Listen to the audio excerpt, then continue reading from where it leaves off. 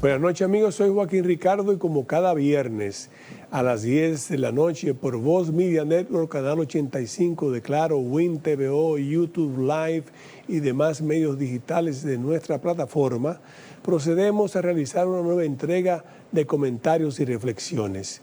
Como ustedes saben, nuestro programa consta de dos secciones.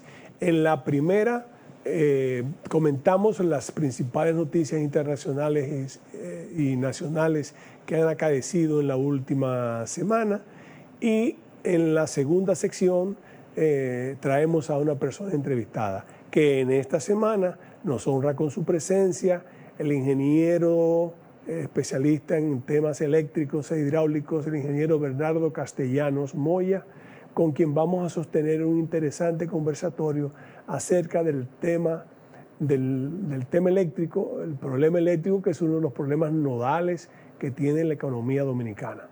En cuanto al aspecto internacional, la principal noticia a resaltar es que dentro de los aranceles de Trump parece que se ha llegado más o menos a un acuerdo sostenible entre el principal manufacturero y uno de los principales mercados del mundo, entre los Estados Unidos de América y la República Popular China.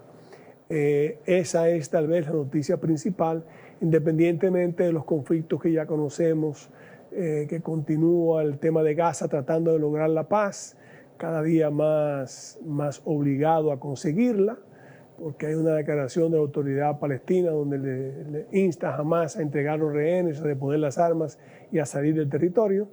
Pero aparte de eso, y el tema de la guerra entre Ucrania y Rusia, que continúa más o menos las conversaciones estancadas por el momento, no hay nada. En el área nacional, bueno, la principal noticia es la participación del presidente de la República en la cumbre por los océanos que se celebró en Niza.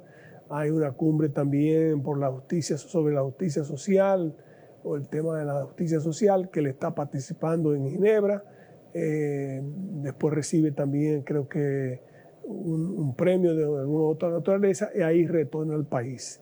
Esas serían las noticias, digamos, principales. Hay otras más en el medio que todavía, pero yo diría que son las principales a resaltar. Y con eso entonces vamos a una pausa comercial. Después de la misma regresamos entonces con nuestro invitado, que como ya anticipamos es el ingeniero Bernardo Castellanos Moya, experto en el tema eléctrico.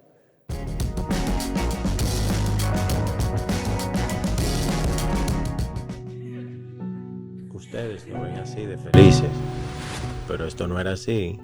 En la vida uno tiene que josear y resolver con lo que uno tiene.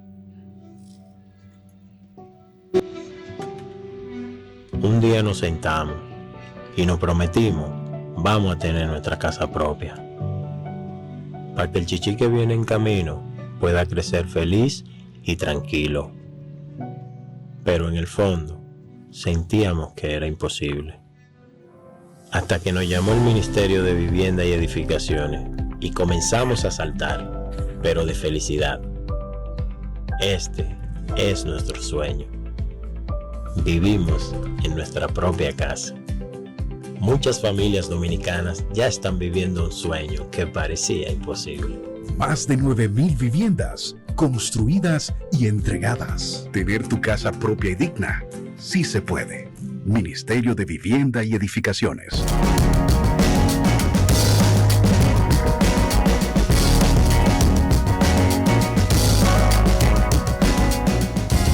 Bien, amigos, como habíamos expresado en la primera parte del programa, nos honra hoy con su compañía el ingeniero Bernardo Castellanos Moya.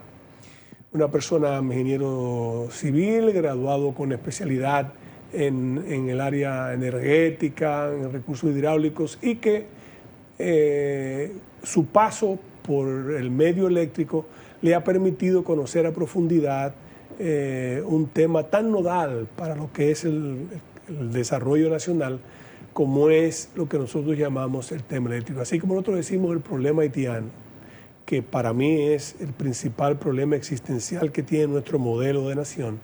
El tema eléctrico es uno de los principales peligros que tiene nuestra estabilidad económica y financiera. Con él vamos a hablar, además de darle las gracias por el honor de su presencia, vamos a hablar de ese tema. Yo quisiera hacer, a mi manera, una pequeña síntesis de lo que yo entiendo, pidiendo la indulgencia del invitado, de lo que yo más o menos entiendo que es cómo el problema eléctrico y cómo arribamos, para preguntarle y que él entonces me dé detalle de qué es lo que está sucediendo en el día de hoy. Recordemos que el sistema eléctrico más o menos proviene de la época de intervención norteamericana. Lo compra Trujillo, muere Trujillo, vienen los gobiernos sucesivos, llegaremos pronto, vamos a decir que llegamos a los gobiernos del doctor Balaguer, y teníamos el hecho de que la generación, la distribución y la transmisión pertenecían a un solo actor, que en este caso era el gobierno dominicano.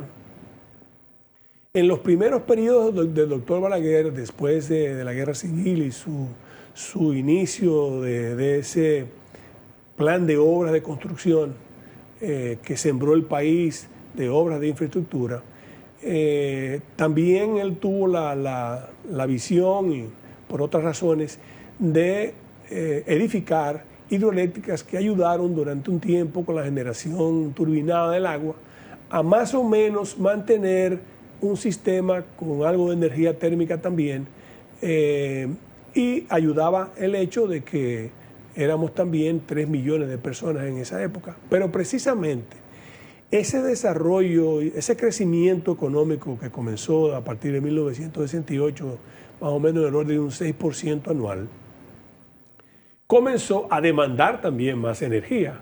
Y ya su visión de alergia total al endeudamiento externo, yo diría que lo llevó a darle preeminencia a las obras de infraestructura que iban a resolver también problemas fundamentales, los alcantarillados sanitarios, los aeropuertos, las carreteras, los caminos vecinales, todo lo que se hizo. Y a él ver, digamos, la inversión que había que hacer para poder realmente llegar a eso, pues él prefirió, con su modelo austero, someter al país a algunos apagones que fueron los que realmente llegaron. Él sale del gobierno, pasan 2 gobiernos del Partido Revolucionario Dominicano, él regresa de nuevo, pero la situación ha cambiado dramáticamente un poco en el sector y él se enfrenta entonces, por ejemplo, en 90-91 a que el país prácticamente estaba apagado. Seguía con su modelo todavía de las hidroeléctricas, comenzó realmente a buscar también otras soluciones de energía térmica. Creo que ya ahí llegaron las Huarcilas, llegaron las Itabo, pero siempre con el cuidado, porque él entendía más o menos esa especie de tonel de las Danaires en que se ha convertido el sistema eléctrico. No tiene fondo, no tiene fin, ese barril no tiene fondo, no tiene fin, se traga todo. Entonces, de ahí más o menos, no diría con un plan, porque lo que había en ese entonces era conversaciones más o menos con el Banco Mundial, que sostuvo o que sostuvieron los que eran Industria y Comercio y Finanzas, y más o menos al salir en el 96 hay una especie de memorándum programa, no hay ni siquiera un acuerdo ni nada, llega otro gobierno y yo creo que ahí comienza lo que yo llamo el pecado capital, que fue la capitalización o la privatización de las empresas. Pasamos de 3, creo que a 6 o 7, porque entonces teníamos la generación. No, pasamos de una. ¿No? De una sola, que Exacto. Era el Estado Dominicano, pasamos de 1 a 7. Porque pasamos de la generación, vinieron las 3 empresas de transmisión, vino entonces Ejejit, que fue otra compañía que se formó, ETED. El asunto es que ese modelo, por cierto, al usted disgregarlo, esta es mi opinión, el experto va a hablar después yo estoy terminando ya. hacía un poquito difícil la participación de una empresa internacional en un mercado tan pequeño.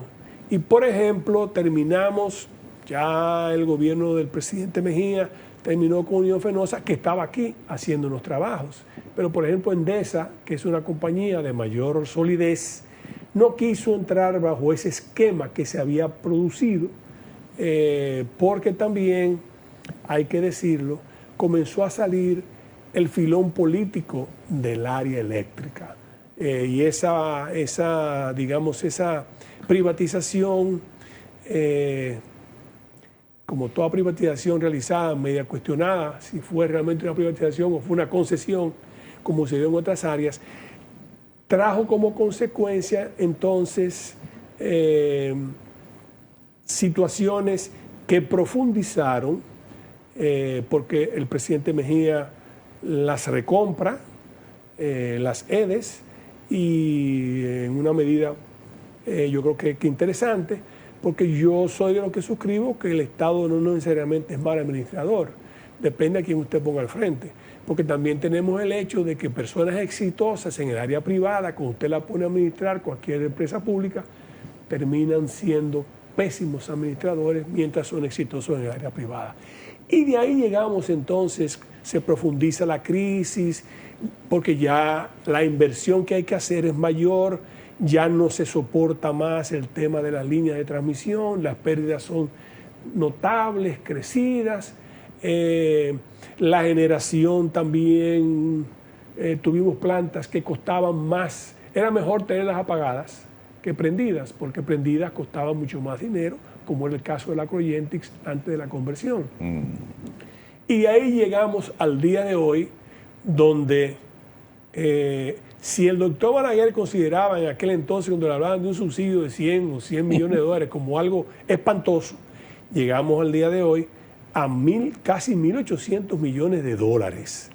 Y ahí es que yo necesito que el ingeniero Castellanos nos haga el favor, porque es el fin de este programa, tratar de explicar la situación y qué soluciones puede haber para eso, porque nuestra misión no es solamente el hecho de criticar, sino delinear, y él nos puede explicar qué ha pasado, que aun cuando algunos reivindican que en el 2019, por ejemplo, las pérdidas eran del orden del 29%, que parece que es así, no solamente lo ha hablado él, sino que también el CRES dice lo mismo.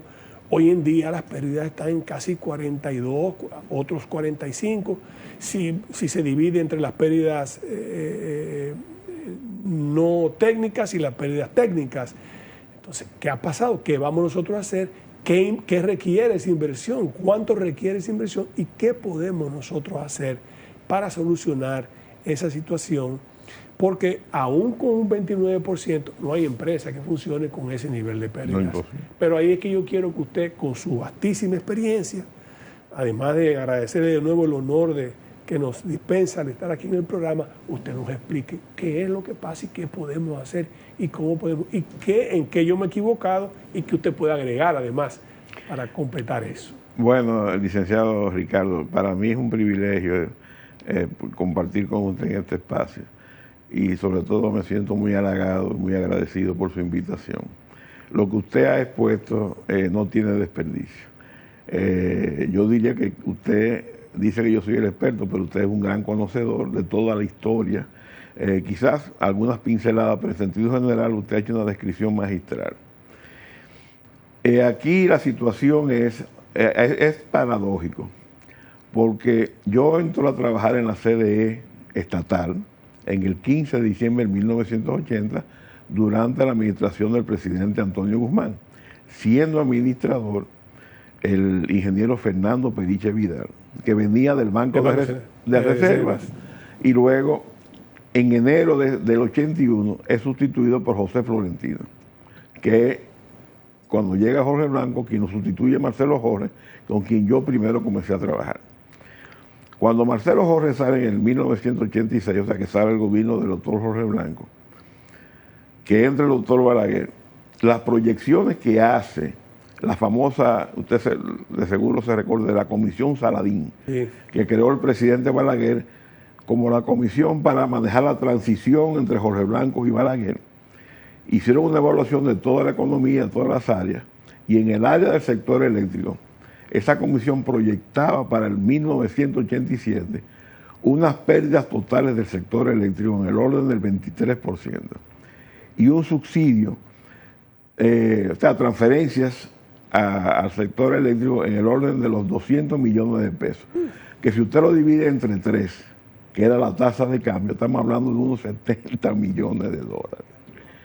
Entonces, de ahí hemos pasado a la situación del 2024, en donde las pérdidas terminaron en un 42% y las transferencias que se hicieron al sector eléctrico en ese periodo fueron de 1.800 millones de dólares. Entonces, la eficiencia que se propugnaba, en teoría, de que el sector privado es más eficiente que el sector público, y yo coincido con usted, que el problema no es público o privado, el problema es de gestión. Y la gestión no es facultativa del privado. Porque el privado son dominicanos, los mismos que van al sector, los que van al sector público. Y prueba de ello es que yo quiero mostrar aquí este cheque que recibió César Sánchez como bonificación a los beneficios que obtuvo Edesur en el año 2004. Es un cheque por el orden de los 86,000 pesos. Tengo entendido inclusive que es la única administración que arrojó beneficios. Correcto. Y fíjese la paradoja. Usted mencionaba la recompra de Norte y Edesur, porque la recompra de este fue en un gobierno del PLD, cuando Leonel Fernández vuelve al poder.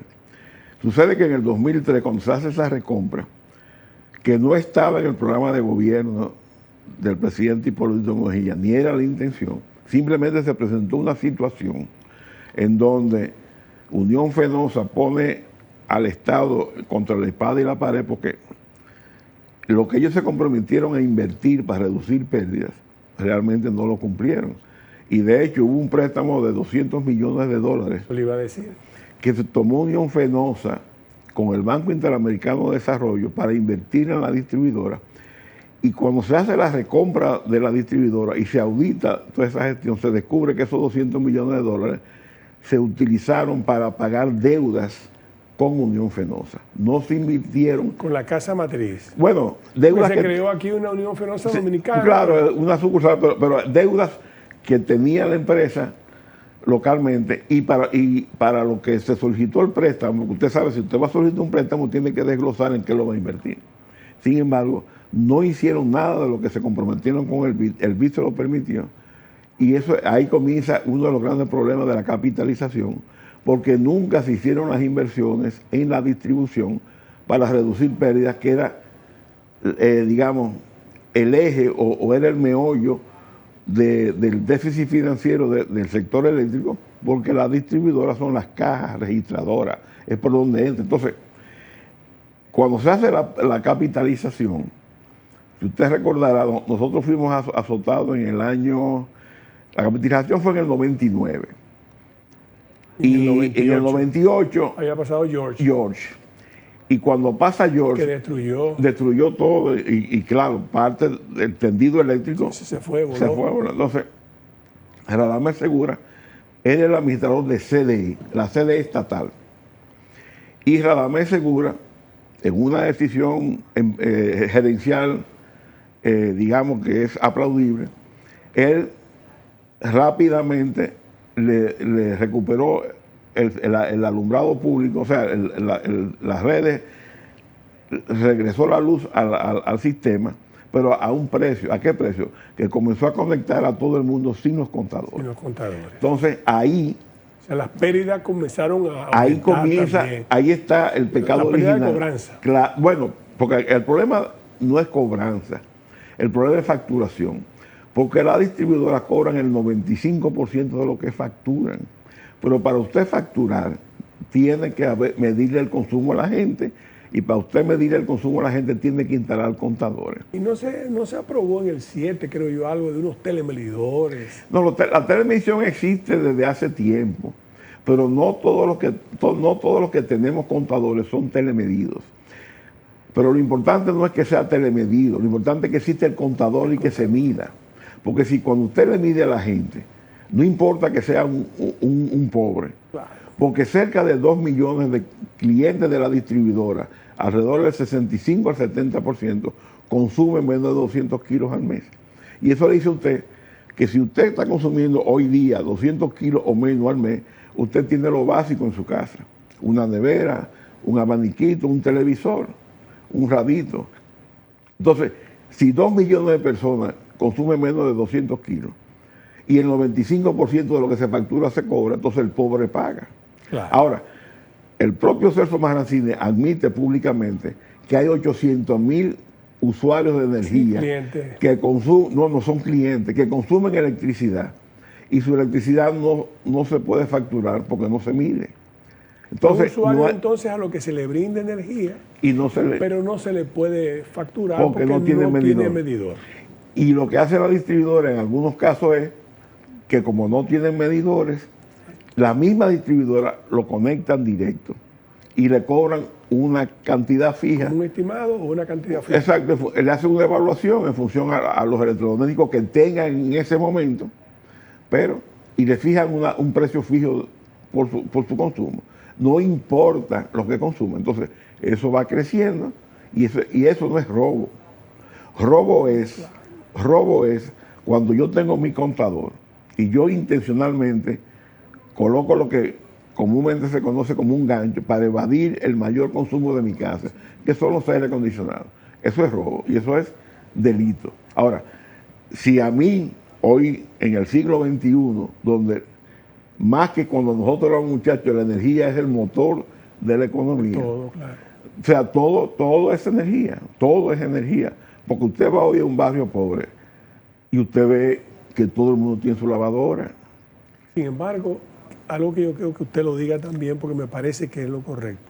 El pobre paga. Claro que el La gente pobre está equivocada. Claro. Paga mejor que el que tiene dinero. Claro. Pero yo le voy a digo, ya yo le puse el ejemplo de que 2 millones consumen Claro. y el 95% paga. Entonces, el 95% de esos pobres pagan. Ahora, usted sabe la cantidad de comercio que hay en este país de electrodomésticos, que venden electrodomésticos y venden esos muebles. Y el blanco de público de esos comercios es la clase pobre. Y esa gente, inclusive el pobre que no está bancarizado, de alguna manera esos negocios le fían al pobre. Y yo oí a un alto ejecutivo de una de esas cadenas de electrodomésticos decir que sus mejores clientes son los pobres. Sus mejores clientes son los pobres. Diciendo inclusive que amigos de los dueños que ellos le han vendido crédito, le ha dado más brega a cobrarle que al pobre. Entonces hoy en día, según su propia afirmación, tenemos el problema de la inversión que hay que hacer en la distribución. El gobierno debe destinar una partida anual, me imagino, para poder hacer esa inversión. Yo no sé cuánto será, pero me imagino que será una inversión elevada para usted poder hacer todos los cambios de esas líneas.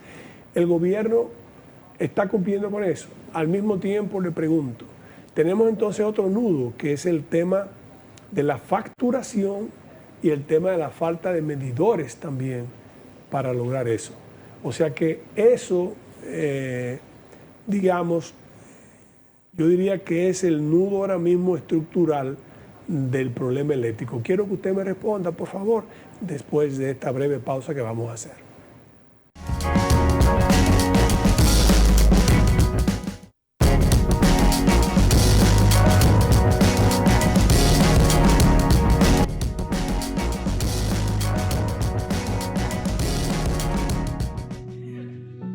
Ustedes lo ven así de felices, pero esto no era así. En la vida uno tiene que josear y resolver con lo que uno tiene. Un día nos sentamos y nos prometimos, vamos a tener nuestra casa propia. para que el chichi que viene en camino pueda crecer feliz y tranquilo. Pero en el fondo sentíamos que era imposible. Hasta que nos llamó el Ministerio de Vivienda y Edificaciones y comenzamos a saltar, pero de felicidad. Este es nuestro sueño. Vivimos en nuestra propia casa. Muchas familias dominicanas ya están viviendo un sueño que parecía imposible. Más de 9.000 viviendas construidas y entregadas. Tener tu casa propia y digna, sí se puede. Ministerio de Vivienda y Edificaciones.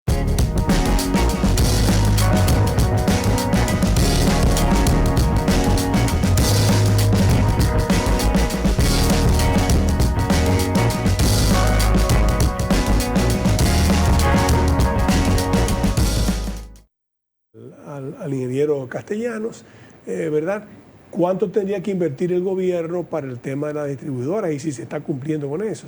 El tema de la facturación, que parece que hay un tema estructural ahí también que hay que arreglar para que la facturación se realice, y el tema de los medidores que tampoco han sido suficientes, y entonces, además de las pérdidas que hay en las líneas de transmisión, también tenemos las pérdidas no técnicas, que son las que usted acaba de describir muy bien, de gente que, bueno, y suerte que le están cobrando más o menos. Algunos, no a todos, porque también la gente crecen esporádicamente sin ningún control, porque esa es otra cosa también, la falta de control de los ayuntamientos en cuanto al planeamiento de cada una de sus demarcaciones. Crecen las barriadas, crecen las casas y todo el mundo se engancha, busca una manera de engancharse del tendido. O la distribuidora lo engancha. Ojalá que ese sea el caso, pero si no la mayoría logra, hay de todo. ¿Cuánto usted entiende que sería la inversión del gobierno? ¿Qué es lo que tenemos que hacer? Mire, yo quiero hacer una precisión. El sistema eléctrico, en términos de transmisión de la electricidad, tiene dos componentes. Las líneas de transmisión, que son lo que llaman las líneas de alta tensión, que son las que llevan la energía desde los centros de generación, ya sea una central térmica o hidroeléctrica o de energía renovable, eólica o solar. Lo llevan a las subestaciones, de donde esas subestaciones sale un voltaje más bajo para distribuir en las ciudades, que es lo que uno ve en las calles. Cuando usted va al interior, usted ve unas grandes torres metálicas, esas son las líneas de transmisión. Sí. Ahora, la transmisión, que es la línea que va desde el generador hasta la subestación de distribución, esa pérdida está dentro de los estándares internacionales, porque son menos del 2%. O sea, ahí no hay problema. Ahí no hay problema. No hay problema de la generación, de las generadoras a las subestaciones. Alrededor, por aquí cerca, en la ciudad usted va a ver, esas son las que donde llega la transmisión. El Frente Olímpico, la que está por la Bolívar, hay muchísimos sitios. La que está por el Archivo General de la Nación, etcétera. Esos son, ahí se recibe la transmisión y se distribuye. Ahora bien, estamos en un 2% menos.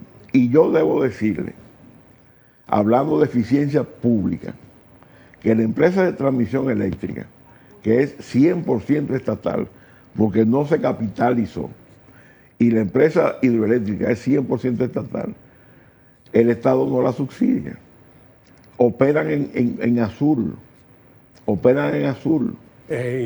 contrario. Claro, entonces ahora, ¿quién está afectando financieramente a las empresas estatales eléctricas, transmisión y EGI? Las sedes. La distribuidora, que hoy día son 100% estatal. Y paradójicamente, mientras el gobierno y los funcionarios del sector eléctrico se vanaglorian de que no le deben un centavo al sector privado, o sea, a los generadores privados, en cambio nos encontramos que al sector público tienen una deuda impresionante. Y no lo digo yo. Miren aquí la declaración del administrador de EGI, donde dice que a la distribuidora le deben 18.000 millones de pesos. 18.000 millones de pesos. A 60 por 1 son 300 millones de dólares. Pero a la empresa de transmisión le deben alrededor de 100 millones de dólares. Entonces, aguarde, porque hay que respirar hondo. Bueno, no, pero O sea, respire porque todavía la deuda es mayor. Con Punta Catalina le deben más de 600 millones de dólares a Punta Catalina. Entonces, pero entonces el Estado le debe al Estado. El Estado está privilegiando al sector privado en lugar de privilegiar, no tener privilegio, sino pagar igual. O sea, ¿qué es lo que debería haber? Equidad. Equidad. Si yo nada más tengo para pagar 50% de la deuda, Pues 25 aquí, 25 no, allí. o sea, le pago 50% a todo el mundo. Exacto.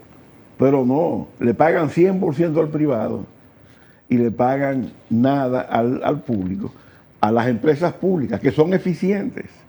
Entonces, ¿qué pasa? Entre la deuda a las empresas públicas eficientes, la deuda y la deuda de Punta Catalina, usted habla de 600 millones. No, solo a Punta Catalina. Mire, aquí yo tengo una certificación. Yo no sé si la cámara la podrá tomar en amplio, aquí abajo. En la parte baja, Philly, si puede tomarla, ojalá. En un amplio, a ver si se puede coger todo aquí. Ahí sale. Que pueda leer los números. Ok, yo voy a leer. Esta es una certificación que emite la licenciada Carmen Rosalía Ortiz, responsable de acceso de información de Punta Catalina, y certifica que al 19 de septiembre del 2024, las distribuidoras, las tres, que son 100% estatales, le debían a Punta Catalina 214 millones de dólares. Y encima en adición a 37 mil millones de pesos. Que son, digamos, más o menos 50 millones de dólares más. Exacto. Y 200 millones, o sea, estamos hablando, no, o sea, 37 mil millones de, perdón, no, el total, son más o menos, en pesos son 37 mil millones de pesos, que serían 500, como 400 millones, 500 millones de dólares. Más 200 millones. Más 200 son 700 solo a Punta Catalina. Y 300. Y 300 y 5 mil millones, 6 mil y 100 millones a transmisión. Entonces, ¿qué pasa? O sea, son 1.000 millones de dólares. Alrededor de 800 mil millones, 700 mil millones, al final es un dineral. ¿Cómo se va a pagar? Entonces, ¿qué sucede? ¿Cómo afecta eso a las empresas eléctricas estatales? Transmisión no puede cumplir con su plan de expansión porque no tiene dinero. Mientras el sector privado que maneja la generación, que paga también derechos de transmisión, está al día. El Estado, la distribuidora, que son estatales, que también pagan por el uso de las redes de transmisión, le deben a transmisión 100 y pico millones de dólares. Y le debe a Punta Catalina 600, 700, 800 millones de dólares, y le deben a GEI 300 millones de dólares. Entonces, ¿cómo GEI puede hacer su plan de expansión? ¿Cómo Punta Catalina puede pensar, por ejemplo, en instalar otra central térmica? Porque Punta Catalina tiene un flujo de dinero que le permite poder financiar sin tener que usar recursos del Estado una nueva central térmica. Pero si el Estado le debe 600 millones de dólares, ¿cómo lo puede hacer? ¿Cómo lo puede hacer? 600 millones de dólares. Eso equivale a una central de ciclo combinado de gas natural. El costo por megavatio instalado es $1 millón, más o menos. Y si me deben 600, son 600 megavatios que no se pueden instalar porque el Estado no le paga. Entonces, se sienten orgullosos de que al privado no le deben, porque en el gobierno pasado siempre hay una queja de los generadores privados de que la deuda del Estado, o sea, de las distribuidoras con ellos eran 800, 900 millones de dólares, y este gobierno dice, no le debemos al privado, lo cual es un logro, pero no puede ser a expensas de quebrar a las empresas, al Estado. Porque entonces no hay forma de que usted pueda expandir. Pero esa deuda con la empresa estatal es en adición a los 1.800 millones que se han transferido al sector eléctrico el año pasado. O sea que si se hubiera pagado al sector estatal la deuda que tienen las distribuidoras con EGI, con ETED y con Punta Catalina, no hubiera sido 1.800, hubieran sido 2.500. 2.000 y pico de millones de dólares. 2.500. Casi 3.000 millones de dólares. Entonces, ¿dónde está el nudo gordiano del déficit financiero de la distribuidora? Lo que tiene mayor peso, las pérdidas. Las pérdidas. Pero eso implica inversión. Claro. Entonces, ¿de dónde sacamos si tenemos esa deuda pendiente de casi 3.000 millones de dólares entre lo que se le debe a la transmisión y a las empresas estatales, a EIT, lo que se le debe, más las deudas acumuladas que hay anteriormente en el sector? ¿De dónde sacaríamos para hacer la inversión que requeriría las líneas de transmisión para evitar las pérdidas? Bueno, la línea de transmisión, no, la inversión hay que hacerla en la distribución. En la distribución, que es donde están las grandes pérdidas. El problema no ha sido falta de dinero. Y yo estoy buscando un gráfico que va a ponerlo en perspectiva. Este es el gráfico que yo estoy buscando. De la CRES. Sí, de la CRES, el Centro Regional de Estudios Económicos Sostenibles. Pero esos números, ¿de dónde los saca la CRES? De las publicaciones oficiales. Claro. Esas pérdidas que dice la CRES, no es la CRES que lo está diciendo el Ministerio de Energía y Minas. Ellos simplemente hacen un análisis y lo publican en Ahora, del 2021 al 2024, que son los 4 años de gobierno de esta administración, porque ahora estamos entrando en un 5º año, las pérdidas subieron, las transferencias al sector eléctrico. En el 2021 fueron 829 millones de dólares. 2021, 829. Y venían del 2020 con 437 millones de dólares. Pero hay que comprender también que ahí entró la pandemia. En el 20. Pero fíjese que dato interesante. Se duplica. En el 20, con la pandemia, y hay que recordar que en medio de la pandemia, con un país apagado económicamente, apagado económicamente, el presidente Medina tomó la decisión de decirle a la distribuidora, no me den apagones. Y ahí se dispararon las pérdidas. Sobre todo las pérdidas en los contadores que son prepagos, porque se abrieron y como eso no generan facturas, sino que usted paga por adelantar su consumo, y se generó una deuda de 500, 800 millones de pesos, que eso fue incobrable. Pero fíjese que a pesar de eso, en el 20 las transferencias fueron de 488 millones y en el 21 suben a 828 para terminar en el 24 en 1.800 millones. Y del 21 de dólares. Y del 21 al 24, ¿usted sabe cuánto dinero ha transferido el Estado al sector eléctrico? Como gasto. Y no han pagado toda la deuda. ¿Por qué? Porque las distribuidoras no solamente le deben a las empresas estatales. Sí. Usted ve en los periódicos las quejas de los contratistas. La queja de los suplidores. O sea, le deben, como dicen, a las 11.000. Fueron 5.700 millones de dólares que el Estado transfirió en 4 años a un hoyo, a gasto. Lo que le digo es un tonel de nada. Entonces, ¿qué pasa? Si usted hubiera tomado el 40% de ese dinero, o sea, unos 2.500 millones de dólares, hoy tuviéramos una situación totalmente diferente. Pagando. No, invirtiendo. Invirtiendo en la distribución. En reducción de pérdidas. Porque las pérdidas técnicas en una distribuidora deben oscilar entre un 10 y un 15%. Hay países donde tienen hasta un 8% y un 4% y un 6%. Pero digamos un 15%. Si tengo 42, tengo que bajar a 37 puntos porcentuales para llegar a 15. Pero solo se hace en base a inversión. Eso es alrededor de 2.500 millones de dólares. Pero eso que usted dice, que eso nada más se hace a base de inversión, mire quién lo dice. La vicepresidenta Raquel Peña, que tuvo por un año como jefa del gabinete eléctrico.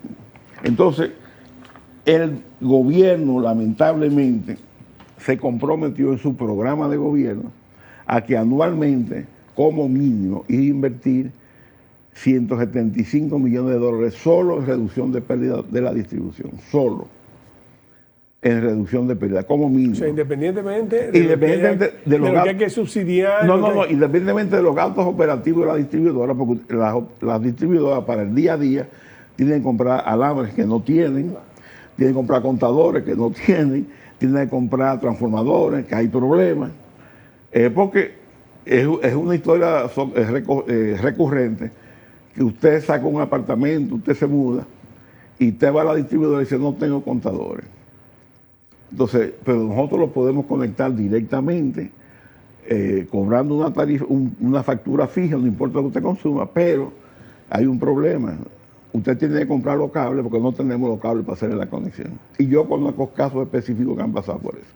Entonces, donde yo vivo pasamos por eso entonces lo arreglaron, pero con el mismo que había, y cogió muchísimo tiempo. Bueno. Amén de que... Entonces, la distribuidora aumenta las pérdidas porque no tiene recursos, independientemente de las mafias que pudieran haber. Entonces, hay que invertir. Y si usted ni siquiera ha podido cumplir con lo que se comprometió por escrito en un programa de gobierno, solo el año pasado se alcanzaron 200 millones de dólares de inversión en reducción de pérdidas. Entonces, así, a ese ritmo, no hay solución. Y no lo digo, y mire, esto es quijotesco en cierta medida, y es, ¿cómo se llama? Es una tragicomedia. Porque mire lo que dice Celso Marrancini.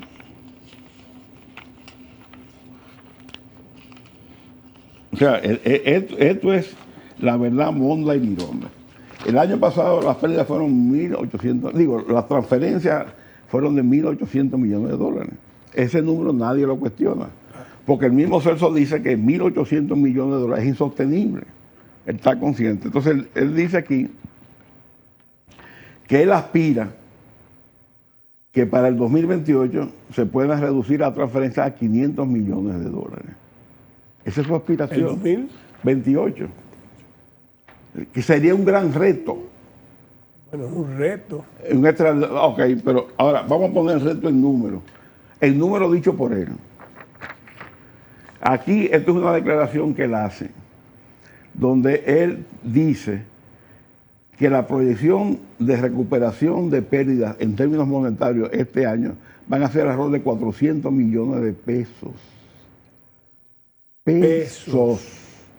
¿Cuánto es eso? Unos 7 millones de dólares. Si yo estoy en 1.800 millones de dólares de transferencia del año pasado y quiero llevar a 500, ¿cuánto tengo que reducir? 1.300. 1.300. Sí. Entonces, si yo este año, como algo extraordinario, al ritmo de 7. Al ritmo de 7, ¿cuántos años necesito para llegar a 1.300? Casi 200 años, 190 años. 190. Pero, óigame, yo no estoy aquí fabulando, yo estoy poniendo aquí los números que dan ellos mismos. O sea, los 1.800 no lo dice CRES, no lo digo yo, ni lo dice usted. Son los números de Hacienda. Las pérdidas las dice el Ministerio de Energía y Minas, 42% en diciembre, y ahora han bajado como a 39%. ¿Qué usted haría en el lugar de uno de los principales ejecutivos? ¿Cómo usted manejaría? ¿Habría algo diferente que pudiéramos hacer? El sector eléctrico. Lo que usted eléctrico. está planteando es una situación... Yo estoy diciendo lo que dicen ellos. Usted está haciéndose eco de lo que sale en la prensa. Lo único que yo he hecho es hacer el cálculo numérico. Claro. O sea, si yo estoy de 1.800 y yo digo que voy a llegar, mi aspiración es en el 28 llegar a 500, yo necesito reducir 1.300. Y 7 años yo me siento orondo porque voy a recuperar 7 millones, entonces a ese ritmo 200 años. Y si lo divide así, serían 4 años, dividir 1.300 entre 4, está hablando de 400 millones anuales que había que... Más o menos. 300 millones anuales que había más o menos que había que reducir. Cada año, en promedio. En promedio. Y nada más estamos reduciendo 7, entonces ya, ahí está. La matemática no ¿qué hacer? Yo me pregunto, ¿qué hacer? Bueno, usted sabe que si aquí hay un sector que ha sido analizado, estudiado, diagnosticado. Lo han diagnosticado con rayo X, con tomografía, con ultrasonido, con ¿cómo se llama? Resonancia magnética, claro que sí. Con todo. Es el sector eléctrico. Aquí no hay que hacer más estudios. Aquí lo que hay que ejecutar. Y para usted ejecutar hay que invertir. Y para usted invertir hay que poner dinero. Entonces, ¿qué yo haría? Yo buscaría la forma de buscar ese dinero. Y yo haría lo que yo he llamado un choque financiero en reducción de pérdidas, donde yo en un año me propondría como meta invertir solo en reducción de pérdidas por lo menos 500 millones de dólares. El dinero aparece, porque aparecieron 5.700 en 4 años para tirarlo a un hoyo, a un barril sin fondo, que no resolvió nada, porque ahora más pérdidas, más subsidios, y la gente se sigue quejando de los apagones. Mire que yo sea alérgico a los préstamos, pero pudiera aparecer un préstamo en condiciones más o menos... Pero es que no ha sido problema. Porque se toman por otros lados, para otras cosas. Pero es que hay mucho...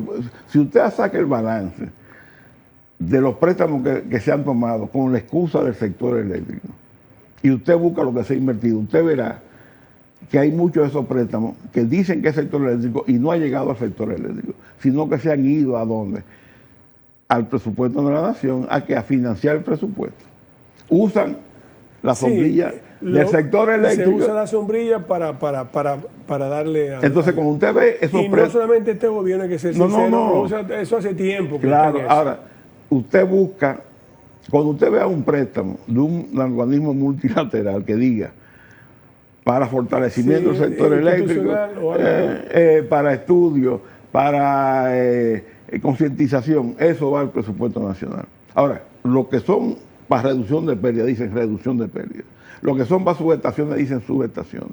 Y en eso, la proporción, pues yo una vez hice una investigación, es como un 30% de lo que ha sido específico para problemas específicos. El resto es para filosofía y hacer muchos seminarios, transición energética. O sea que su propuesta es formalmente... Hay que meter dinero. Hay que meter dinero en el área de distribución para reducir las pérdidas. Y una cosa que le digo, le sale más barato al Estado, a la sociedad, que sea el Estado y que no sea el sector privado. Porque si el sector privado va a asumir esa inversión, el Estado tiene que retribuírsela con ganancia. Claro. Con ganancia. ¿Y cómo usted la retribuye esa inversión? Aumentando la tarifa. Que es lo que mucha gente dice en el fondo que... Ahora, la tarifa es insuficiente, sí es insuficiente, porque las distribuidoras deberían manejar un margen de intermediación que se llama valor agregado de distribución, que es el margen que le permite cubrir sus gastos operacionales y hacer inversiones. Ahora, una distribuidora eficiente debería manejarse, o su margen de intermediación es el orden de 5 centavos de dólar por kilovatio hora. 5 centavos de dólar por kilovatio hora. Por kilovatio hora. Y eso se indexa anualmente según la inflación. Con eso cubre operación, mantenimiento e inversión en nuevas redes, etc. Y ahora mismo están operando entre un 1 y un 2 centavos de dólar por kilovatio. Entonces ahí hay un déficit. Pero ahora, ¿cuánto representa ese déficit en términos monetarios? Si usted hace un análisis que diga, bueno, este año se compraron a los generadores 20 mil millones de kilovatios hora. Si yo hubiera tenido 5 centavos, hubiera tenido este ingreso. Y como no lo tuve entonces la diferencia es lo que yo no he dejado de percibir por tener una tarifa insuficiente. Ahora, ¿cuánto representa eso? Alrededor de 600, 700 millones de dólares por tarifa. ¿Y qué usted hace? No, entonces eso es parte de la transferencia. De la transferencia. Pero ahora, esos 600, 700 millones de dólares, cuando usted lo compara con relación a 1.800, es un 27, 30%. Entonces el problema no es aumentar la tarifa. El problema es reducir la pérdida. Porque los 1.100, los 1.200 millones de dólares que que no es atribuible a la tarifa, La tarifa es pérdida. eso es por las pérdidas no técnicas. No técnicas. Porque las pérdidas técnicas de la distribuidora deben andar por un 18, un 20. El problema son las no técnicas. La no técnica es lo que no se mide, que no se factura o se factura un estimado. Y el robo. Hay un problema estructural en la facturación. Es en la medición. Y en la medición. En la y medición. la facturación. Acuérdese que hace 2 años, en el 22, el presidente, en un discurso inusual ante la Asamblea Nacional, el 16 de agosto, porque el presidente no habla el 16 de agosto. Por lo menos. Bueno, exacto, la tradición es la rendición de cuentas el 27 de febrero. Él dijo, y vamos a en este momento estamos ordenando comprar 600,000 medidores. ¿Dónde están? ¿Dónde están? Entonces, si usted no compra contadores, no puede medir. Si no mide, no puede facturar. Y si no factura, no puede cobrar. Entonces, el problema es la instalación de esos medidores, además de mejorar las redes. Es como que usted tenga un colmado y yo voy y le cojo un fiado. Pues si yo no le firmo un vale, ¿cómo usted me cobre? Es decir, que no hay que hacer más estudios. No hay solamente cuestión. Hay que se ejecutar. reduce de nuevo a una cuestión De dinero. de dinero y además de dirección. Gerencia y claro. Gerencia, que es lo principal. Y claro, el dinero que uno necesita para hacer las inversiones pertinentes. Y claro, hay un exceso de gasto corriente en la distribuidora fruto del clientelismo. Porque ahí Pero se redujeron, tengo entendido, los consejos. Ahora hay uno solo. Ajá, exacto. ¿Y cuánto ganan con relación a los otros? Eso es interesante. ¿Y cuánto ganan los administradores? Porque Usted ahora habló en un programa que yo tuve la oportunidad de ver, de que en un caso que creo que es en Edesur había una argentina un argentino, o un argentino que gana una suma 750,000 pesos mensuales que lo paga, se paga por Punta Catalina, no por la distribuidora, porque él es asesor en Punta Catalina.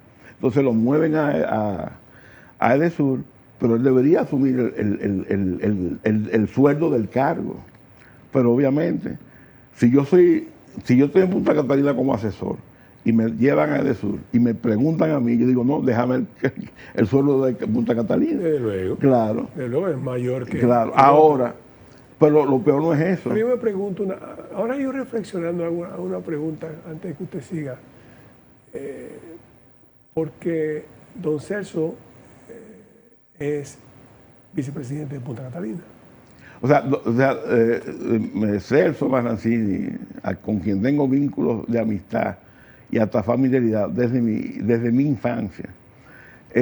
Don Celso es el hombre del sector eléctrico con más poder. Claro. Es el que controla el sector eléctrico en el aspecto comercial. Correcto. Porque en el aspecto planificación, en el aspecto de visión hacia futuro, es el ministro de Energía y Minas. Lo entiendo. Pero yo, entonces, ¿cómo es que él tiene 3 cargos?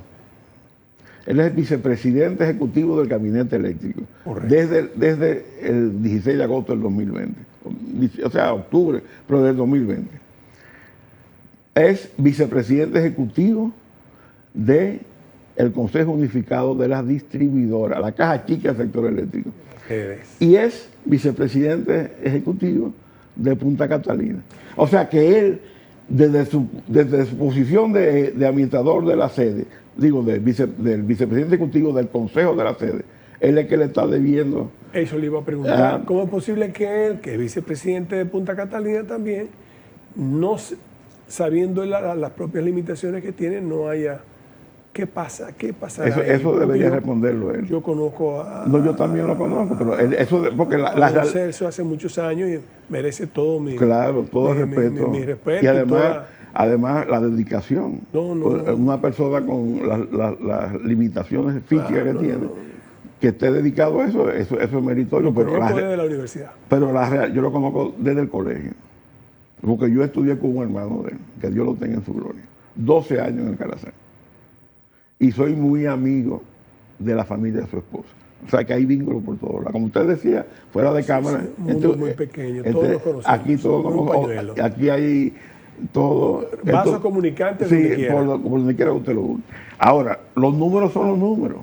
Yo le mostré cómo una ejecutiva de Punta Catalina certifica que le deben 300 millones de dólares a la distribuidora. ¿Y cómo es? Y dice que le deben 18 mil millones de pesos.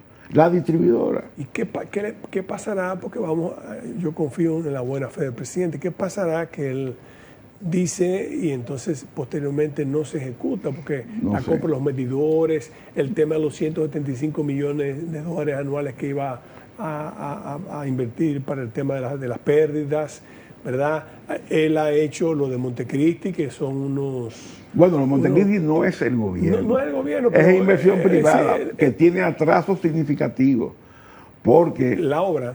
Sí, sí. Por eso ejemplo, no es un fideicomiso, está abajo. No, eso no es fideicomiso. Eso es inversión 100% privada. Simplemente ahí se hizo una licitación para que el privado invirtiera en las plantas y la distribuidora le compra la energía. Ahora, el proyecto grande de 800 megavatios, que es en Manzanillo, que se suponía que iba a entrar a final de este año, a final de este año va a entrar en el mejor escenario en el 28. Y el otro proyecto que está al lado, que es de Energía 2000, Manzanillo Powerline, que es del grupo de Arturo Santana, que son 414 megavatios, que debió entrar a final del año pasado o en este año.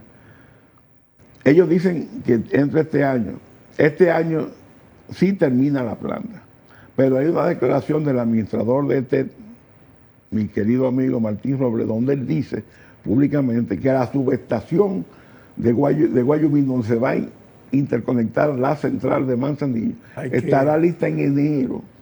Entonces, hasta que esta subestación no esté lista, no se pueden hacer las pruebas. No se pueden comenzar a hacer las pruebas, que son de dos tipos. Las pruebas que se hacen para que el inversionista reciba del contratista la central con las especificaciones que pactaron. Y a partir de ahí, esas pruebas pueden durar entre 3 y 6 meses.